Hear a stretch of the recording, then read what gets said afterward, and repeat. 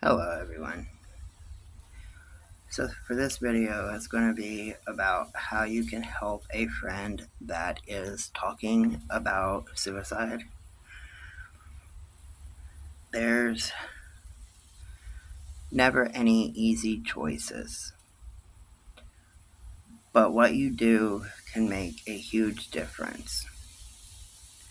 You can pick up your phone and text your friend, "Hey, how is it going?" If a few minutes later you get a reply saying something like, "I can't stand myself. I spend all day thinking about the mistakes I've made, or the world would be better off without me. At least I wouldn't feel so terrible anymore." No, they didn't come right out and say, "I'm thinking about suicide," but still the underlying meaning of their words are there. You care about your friend, and you want to offer some reassurance, but you have never had thoughts of dying yourself, so you have no idea what to say. It's normal to feel helpless when a friend mentions suicide, however indirectly it may be. But there is a lot that you can do to help. In fact, your compassion and support could make all the difference. It is important to note that they may feel scared too. Even people who have suicidal thoughts often fear those thoughts. People thinking of suicide don't necessarily have a clear plan or a specific timeline. They simply want a way to stop the pain that seems unbearable and impossible to overcome. In 2018, more than 10 million Americans had serious thoughts of suicide. These thoughts often arise in response to stressful or challenging life situations, including physical or mental health issues, trauma, abuse, loneliness, and isolation. Not everyone who has had thoughts of suicide will make an attempt, but suicide remains the second leading cause of death among Americans ages 10 to 34, according to the CDC. It is a significant health crisis and a preventable one. So, I will discuss a few steps that you can take to support your friend through a moment of crisis. 1. Take them at their word. It is a common myth that people talk about suicide to get attention. This is not the case for most people, so it's always best and safest to assume that your friend means what they will say. Brushing off their mention of suicide invalidates their distress. They may feel reluctant to share their thoughts with anyone else or reach out for professional support. Instead, they might continue carrying their pain in silence, believing things will never improve. 2. Pay attention to their language and behavior. People often talk about suicide in vague or unclear ways. Your friend could say things that reflect a sense of shame, hopelessness, or failure. They may not say, "I want to die." Instead, they might say, "I just want the pain to stop. I don't know if I can go on. I'm a burden to everyone. I'll never feel better." Their mood and actions can also show some signs. You may notice that they avoid spending time with people, have frequent mood changes, sleep more or less than usual, take risks or behave more impulsively than usual, give away treasured or important belongings. These signs don't always mean that your friend is thinking about suicide, but it never hurts to have a conversation when their actions or language concerns you. 3. Ask them directly. You can get a better idea of your friend's immediate risk by asking a few important questions. First, confirm that they really are thinking of suicide by asking, "Are you thinking about ending your life?" If they say yes, do you have a plan on how to do it?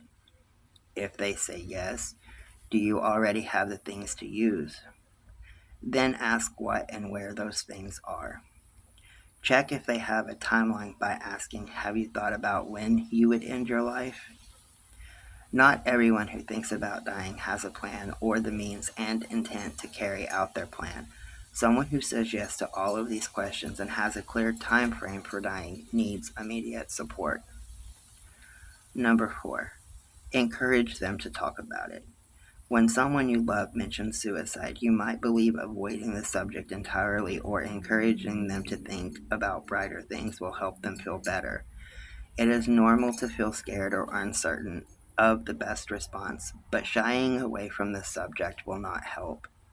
Your friend might take your avoidance as a sign that you are not comfortable talking about suicide. They might also get the message that you don't appreciate the depth of their pain, even when that's not the case. In either case, they might stop confiding in you. But remember, even if they stop bringing it up to you, it don't mean that they have stopped thinking about it or even planning for it. The idea that discussing suicide will make someone more likely to act on it is just a myth. People who have the chance to open up about their thoughts and share their pain with an empathetic listener often feel some relief from the most overwhelming feelings and distress. 5. Offer compassion. When talking to someone who's having thoughts of suicide, what you say really matters. You don't want to deny their distress or ask things like, how could you possibly feel that way? Or why would you even want to die? You have so much to live for. Trying to solve problems for them usually won't help either. What might seem like a small fix to you can seem insurmountable to someone in a crisis. To validate their feelings and offer hope at the same time, try, that sounds so painful, and I appreciate you sharing that with me. How can I help? I know things seem bleak now, but it can be hard to see possible solutions when you feel so overwhelmed. Or, I'm concerned about you because I care and I want to offer support however I can. You can talk to me. 6. Continue to offer support.